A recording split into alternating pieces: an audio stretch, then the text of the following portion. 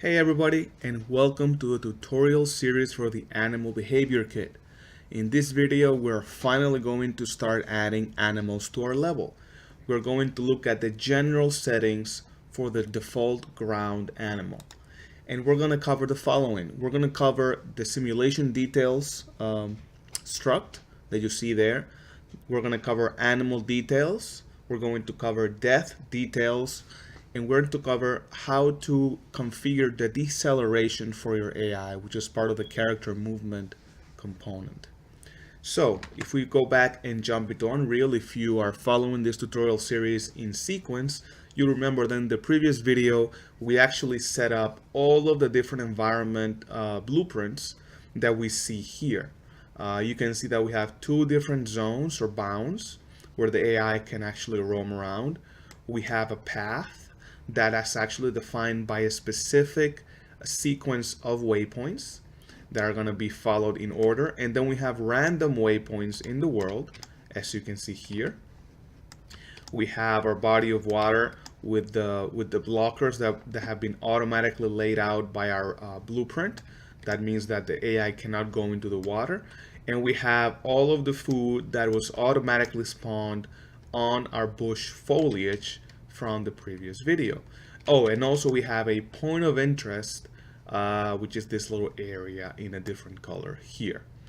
So before we do anything else, just for the sake of organization, I noticed that we have a bunch of blueprints here that are kind of floating around. So let's go ahead and move the path, the POI, and all of these waypoints to the navigation. There we go. And now again we have this completely clean. So if we go back to the main folder ABK, we want to make sure that we go to blueprints, characters, animals, ground animals, and in this case we're just going to use the deer as our kind of default animal, but we could use any of them. So we're going to go to prey. And actually what we'll do is let's go ahead and create our own class, because the default deer that we have here, the female deer, comes with a bunch of different systems already pre-configured, and I figured it's probably best if we start from scratch. So before we even do that, let's go back to ground animals, to the folder ground animals, and you can see that there's one called showcase, and this is the folder where I have all of the animal classes specifically used in the showcase level. So we're going to create a brand new folder here. So right click, new folder, and just call it tutorial. And in here we're gonna have our deer class. So go back to prey, and then we're going to click on BP prey deer female, and we are going to duplicate, and let's just call this BP. Let's see, doe tutorial. Whoops. And let's move this to our new folder, which is tutorial right here. So we're going to grab them and move to the tutorial folder and make sure that we select move here. And now when we come here to the tutorial folder, we see that we have a brand new animal called BP doe tutorial. Let's double click on this animal, and if you go to the viewport, you'll see that we have now the animal here. Quick tour here, we have the capsule component. Obviously this is the actual collision. Then you have an arrow component that is just giving you a sense of where the front of the animal is. You have the actual skeletal mesh here, and here is where you can change the skeletal mesh, the materials, and the animation blueprint. We're going to take a look at that at a separate set of videos where we're going to import a new animal.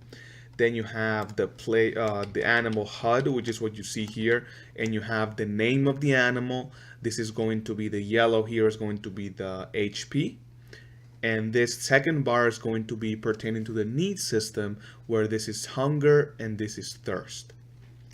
Then there's a widget marker, which you'll see later on when we look at one of those systems what this means. A widget pet which is again a widget used with a companion system, a widget that is used for taming that displays the little E that says tame, and then we have two separate collision volumes, and these are inherited. This collision AI is the collision that is used for overlapping with other AI. This is the main collision that we use for things like when you want to tame the animal and you come inside this volume, it'll display the little icon says press E to tame, for example. Or this is the volume, for example, that will be used for determining whether another AI overlaps, whether it's for breeding purposes or other parts of the system. And then you have the collision attack, which this is a smaller circle here, and this is the melee area. So when the animal attacks, anything that is within this area will actually have damage applied. So obviously, when you import your own animal and you change the mesh, you will have to adjust the two collision volumes here, because obviously if you have a massive animal, the melee range or melee attack area should obviously be moved and adjusted to compensate for the animal, right? Then you obviously have the character movement, which is most of you are familiar. This is already inherited from the character class, and it has a bunch of different settings.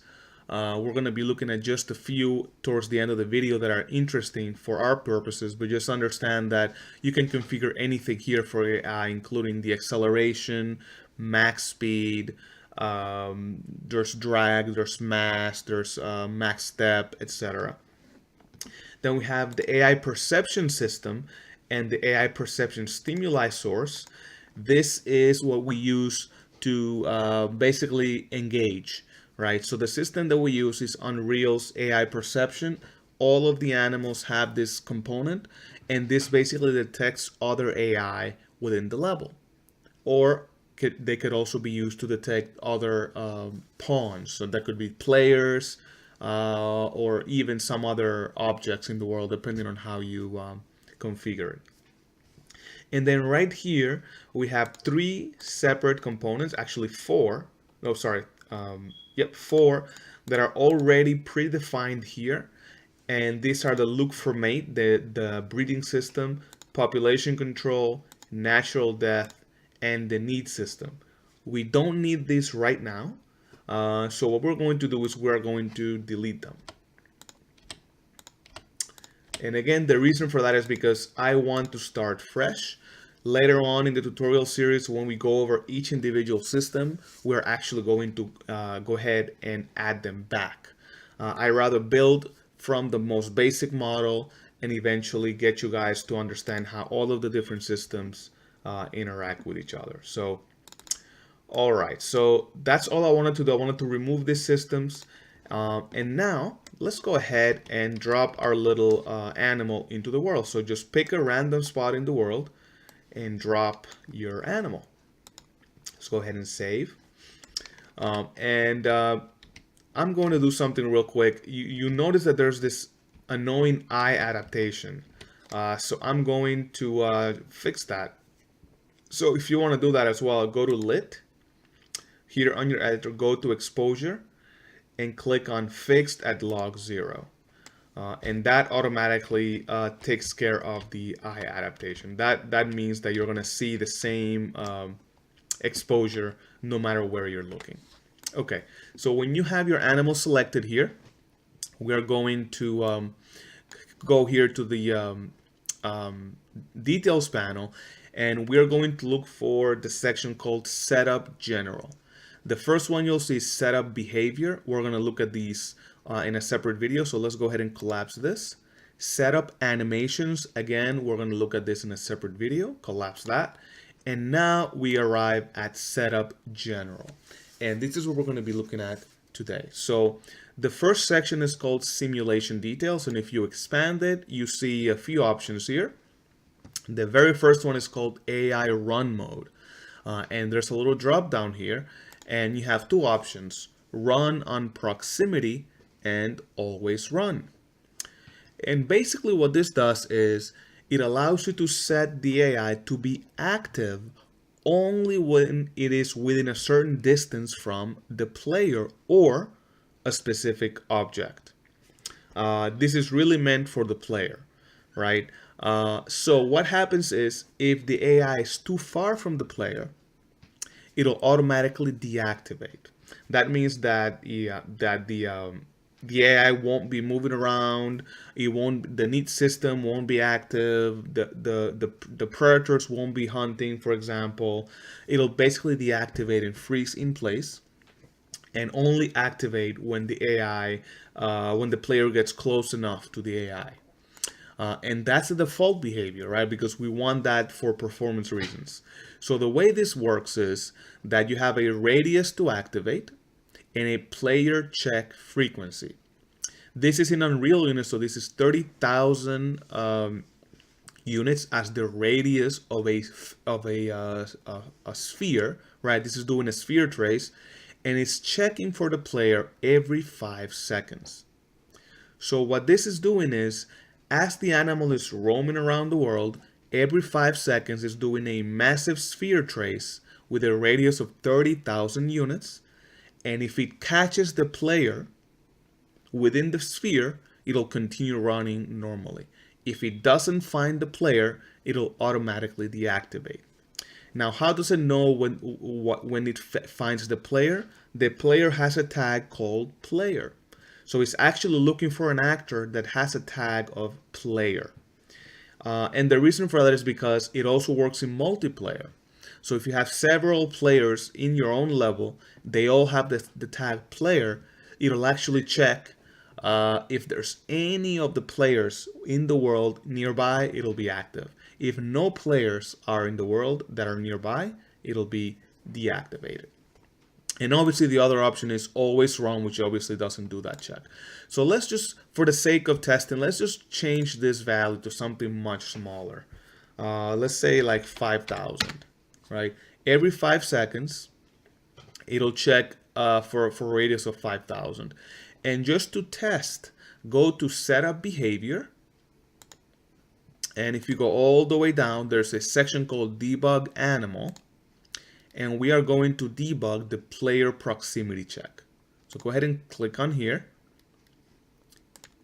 And now, by the way, by default, this is going to ignore the player and roam around in a random location. So this is going to be roaming around. We're going to go over all of these details later on, but just so you know, by default, when you drop this in, it'll just roam around randomly in your world and it'll just ignore you, right? So let's go ahead and before we click play, make sure that you have current camera location and click play. And notice right immediately this massive trace that you see here, and you see that the animal now is moving around in the level.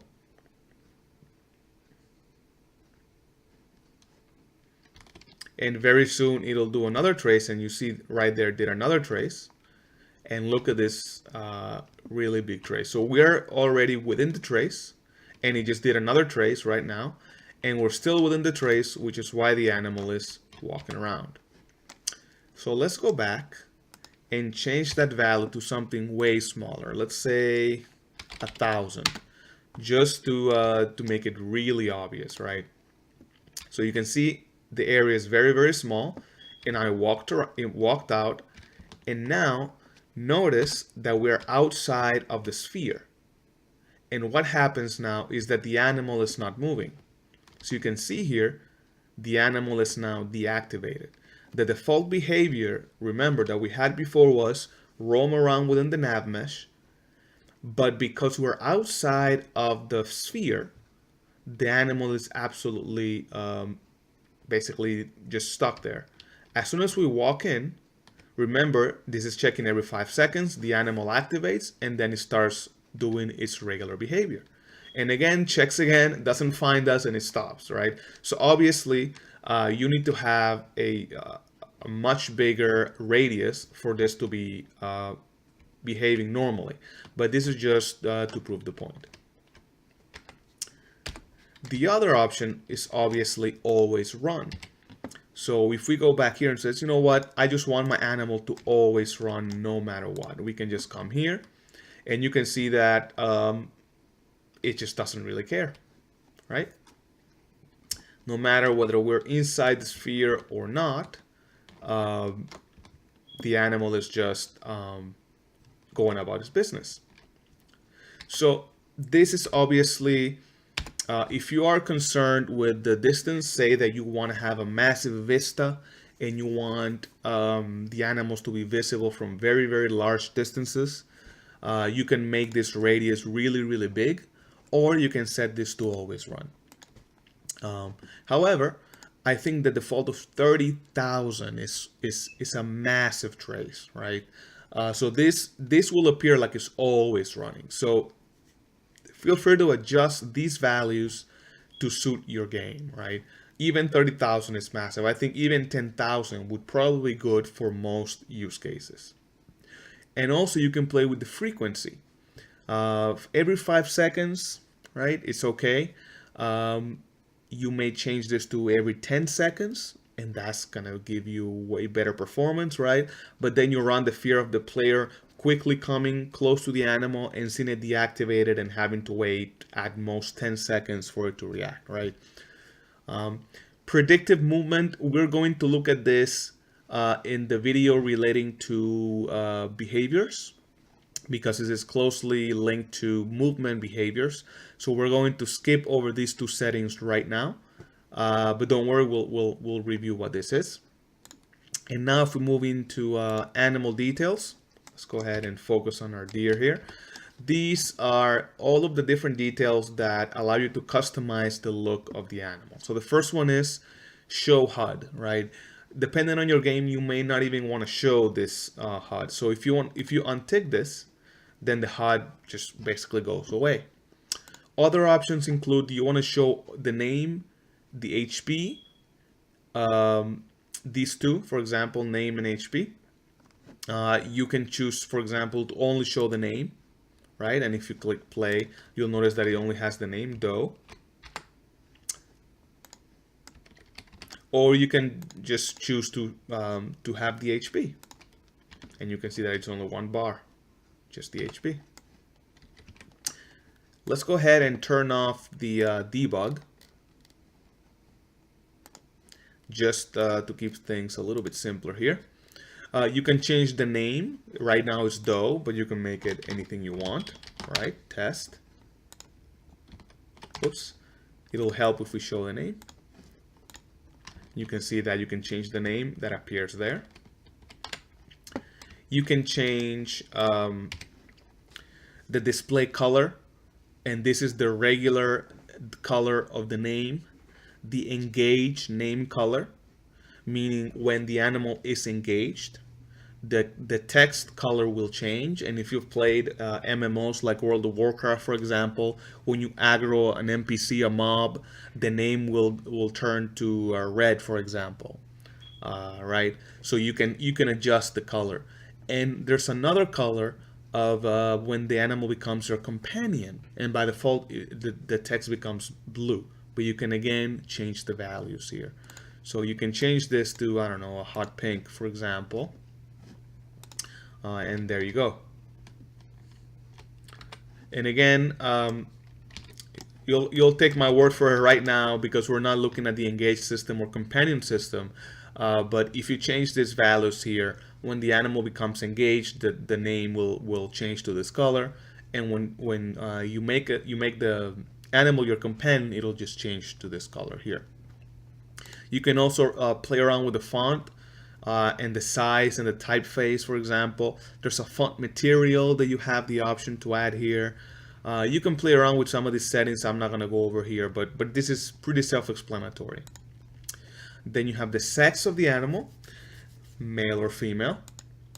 You have the species, and these the sex and the species, by the way, are used with the breeding system. So right now this is kind of meaningless. You can make it male, for example, or female, doesn't really matter. But when you're using the need system, the need system will automatically look at the sex of the animal and the species. Species right here is just a text field, but they have to match, right? If you misspell deer on the male version on the bucks, obviously the system won't know they're the same species. So the species have to match, and the sexes have to be the opposite for it to work. So a buck will look for all of the animals nearby that are of the same species and the opposite sex, right? So that's how this is used. The animal HP is just a float, and this is using the Unreal's damage system. So if you're using Unreal's damage system, this is going to work immediately out of the box. You drop this animal in your project and you use the apply damage node, it'll automatically recognize it and apply damage to the animal. No, I don't want to save. Damage amount, this is if the animal is actually aggressive and attacks, how much damage will the animal inflict. And then you have no damage tags. We're going to look at this later on, but basically you have the ability to prevent damage to the animal by certain tags, right? So what happens is when you apply damage to the animal before taking damage will check if the actor that the damage causer, right, the actor that caused the damage has a tag that's within this array, and if it does, it will actually not take damage, right? And you would think, why would you want to do that? Well, say that you have a companion and you don't want to cause friendly fire to your companion, you don't want to damage your companion, then you can add the tag player here, or player projectile, I believe is the tag that I have for my projectile, and that means that you won't ever be able to damage your companion.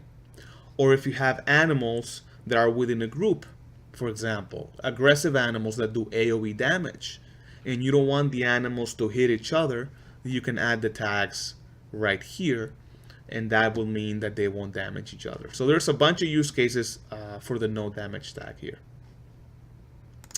All right, then you have the death details. These are two different things. What happens when you inflict enough damage and the animal, more damage than the animal's HP? Obviously that means that the animal dies. And then you have two options here. What is the despawn timer in seconds? Meaning that the animal will die.